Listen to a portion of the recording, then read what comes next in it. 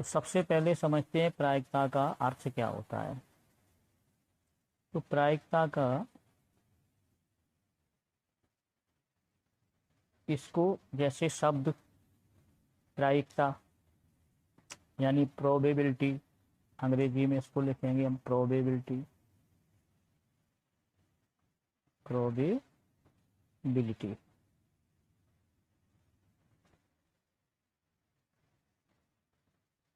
तो किसी घटना के घटित होने की संभावनाओं का परिमाण बोध या संख्यात्मक निरूपण प्रायिकता कहलाता है। कोई घटना है, वो घटित हो रही है, तो उसे संख्यात्मक रूप में जो व्यक्त करने का तरीका है उसे हम प्रायिकता कहते हैं। मान लीजिए कोई एक पासा है, पासे में 6 अंक होते हैं, जैसे 1 होगा, 2 होगा, 3 होगा, 4 होंगे, 5 होंगे, तो 6 होंगे। अब इसमें सम अंक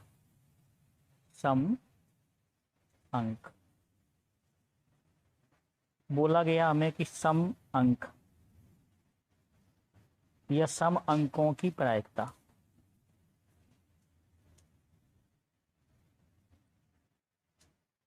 और फिर बोल दिया गया या पूछ दिया गया विषम अंकों की प्रायिकता, विषम अंक आने की प्रायिकता, आने की प्रायिकता।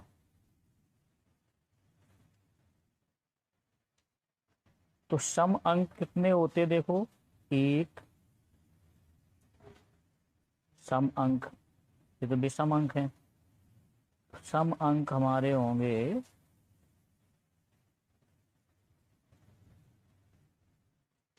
इसको सम अंक की प्रायिकता निकालेंगे पहले। सम अंक होंगे ये 2, 4, 6 और विषम अंक होंगे 1, 3, 5। तो कुल हुए एक इसमें है, 2 इसमें है, 3 इसमें, 4 उसमें, 5 इसमें, 6। तो पांचे में 6 अंक होते। सम यानी जो 2 से विभाजित हो और विषम जो 2 से विभाजित ना हो। तो अब इनकी प्रायिकता निकालेंगे। तो प्रायिकता की परिभाषा के अनुसार हम प्रायिकता का सूत्र बनाएंगे। तो उसमें सम अंकों की प्रायिकता निकालने को बोला गया, तो इसे कहेंगे अनुकूल परिणाम। यानी अनुकूल कौन है, जो हम चाहते हैं। या विषम अंकों की प्रायिकता निकालिए तो हमारे अनुकूल क्या है, विषम अंक। और कुल परिणाम कितने हैं इसमें, 6, क्योंकि पांसे को 6 बार उठा लेंगे। या एक बार उछालेंगे तो 1 भी आ सकता, उसमें 2 भी आ सकता, 3 भी आ सकता, 4 भी आ सकता, 5 भी आ सकता, 6 भी आ सकता है। यानी कोई भी अंक आ सकता है। लेकिन हमारे अनुकूल क्या है, 2, 4, 6, यानी सम अंकों की प्रायिकता हमें निकालना है। या विषम अंकों की निकालना है तो हमारे अनुकूल क्या है, 1, 3, 5। तो इनको बोलेंगे, कुछ जो कहा जाए उसे कहेंगे हम अनुकूल परिणाम। और जो टोटल संभावनाएं हैं उनको कहेंगे कुल परिणाम, क्योंकि 1 आ सकते, 2 आ सकते, 3 आ सकते, 4 आ सकते, 5 आ सकते, 6 आ सकते हैं। तो ये टोटल 6 परिणाम होंगे। तो इससे हमारा सूत्र बनेगा प्रायिकता का। इसे हम पी से लिखते हैं, पी और ई से बराबर। तो इसका सूत्र बनेगा अनुकूल परिणाम। तो अनुकूल परिणाम को कहेंगे हम ई। इसे हम ई से इंगित करते हैं, इसे ई से। और कुल परिणामों को संख्या कहते हैं एन से। तो अब हमें जैसे सम अंकों की प्रायिकता निकालनी है, तो सम अंकों की प्रायिकता यानी पी ई,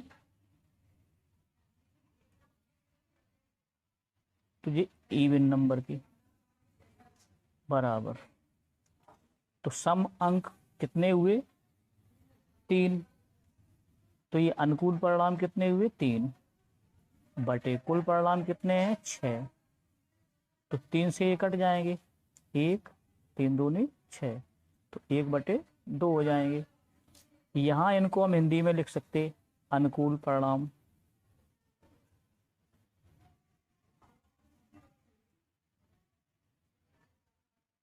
अनुकूल परिणाम, और बटे में लिखेंगे कुल परिणाम,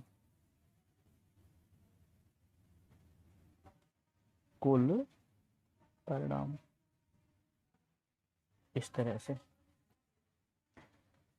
तो 1/2 निकला ये सम अंकों की। ऐसे ही विषम अंकों की निकालेंगे तो पी ई, यहाँ हम ओड लिख देंगे विषम के लिए, तो इसका भी अनुकूल परिणाम कितने हैं 3, इसमें भी हैं, और कुल परिणाम 6, तो 3 दूनी 6 यानी कि 1/2।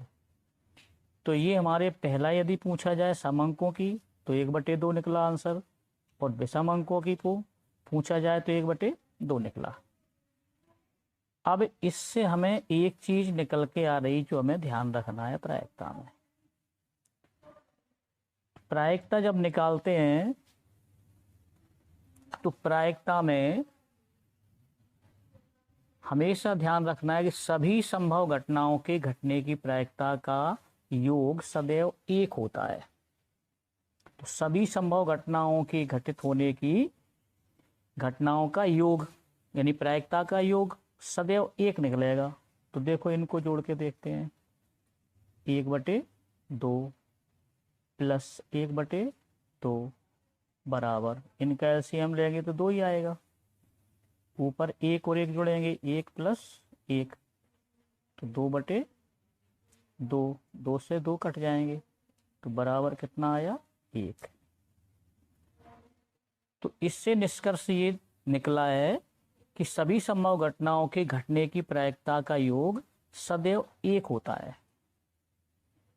अब प्रायिकता में हमें एक चीज का ध्यान और रखना है,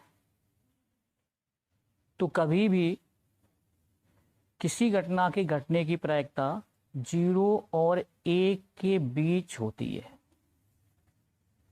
किसी भी घटना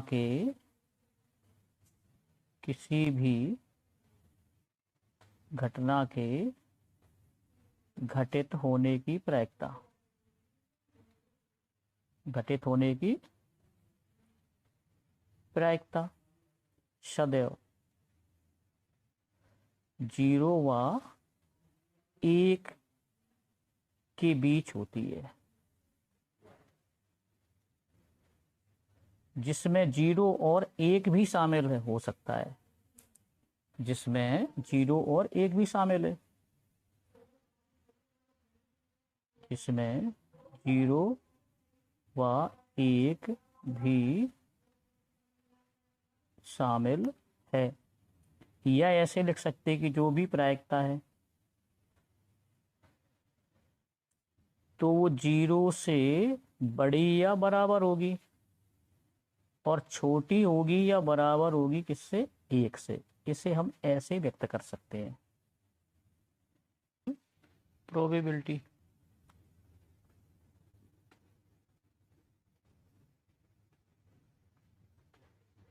इसे ध्यान रखना। तो ये क्या होती है,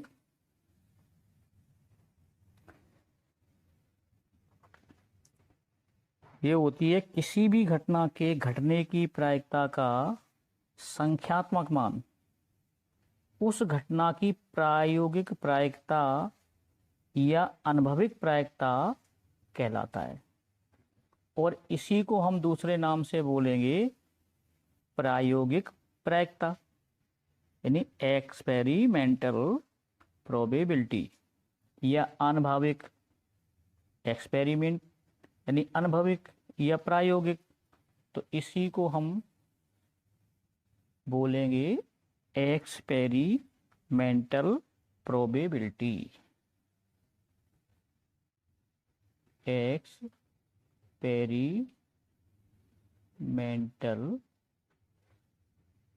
प्रोबेबिलिटी या अनुभविक प्रायिकता या प्रायोगिक प्रायिकता, इसी को हिंदी में दूसरे नाम से बोलते हैं प्रायोगिक प्रायिकता। प्रायोगिक प्रायिकता। तो इसकी परिभाषा यानी कि प्रायिकता का संख्यात्मक मान, किसी भी घटना के घटने की प्रायिकता का संख्यात्मक मान, उसको कहते अनुभविक या प्रैक्टिकल या प्रायोगिक प्रायिकता।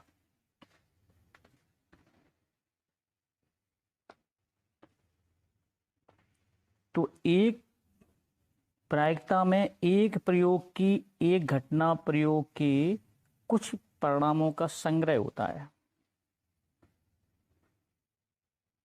और इसमें एक चीज को ध्यान रखना है कि किसी भी घटना के न घटने की प्रायिकता सदैव शून्य होती है। इसको नोट कर लेना है कि किसी भी घटना के न घटने की प्रायिकता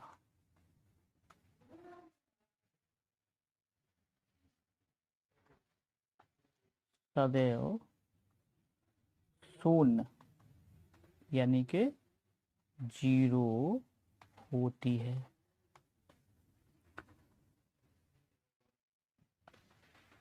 अब जैसे कोई घटना घटित हुई है, हमें ज्ञात हो गया कि घटना घटित